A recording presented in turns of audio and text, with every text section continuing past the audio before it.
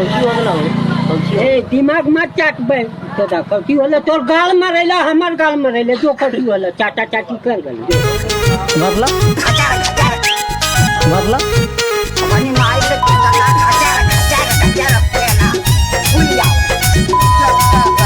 music by अमन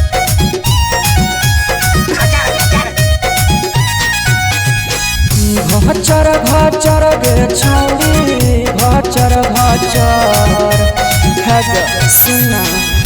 घचर घचर गे छौरी घचर घचर कि तोहरा टंगरी उठा के मारबो घचर घचर हाँ हाँ घचर घचर चहटर चटर गे छौरी चहटर चटर है गे सुन गे चहटर चटर गे छौरी चहटर चटर कि तोहरा लहंगा उठा के करबो चहटर चटर हाँ हाँ चहटर चटर पर ही सोचबा मजाक समझ में आवतला मजाक समझ में आवतला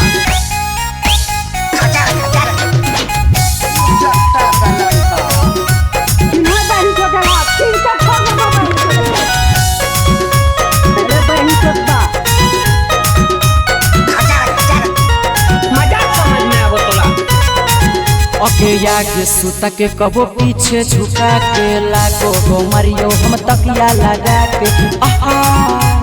हे गे आगे सुता के कबो नीचे झुका के लागो गो मरियो हम तकिया लगा के फचर फचर गे छौरी फचर फचर है गे सुना फचर फचर गे छौरी फचर फचर कि तोहरा लहंगा उठा के मारबो फचर फचर हाँ हाँ फचर फचर दिमाग मत चाट बे मतलब तो गाल मारेला हमर गाल मारेले जो कौची होला चाटा चाटी कर गई बहनी सोचबा मजाक समझ में आवतला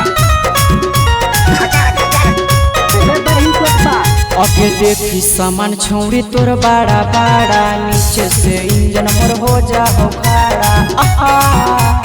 हे गे देखी सामान छौरी तोर बड़ा बड़ा नीचे से बंदूक मोर हो जा हो खड़ा कहचर कचर गे छौरी कहचर कचर सुना कहचर कचर गे छौरी कहचर कचर कि तोहरा लहंगा उठा के मारबो घचर घचर हाँ हाँ घचर घचर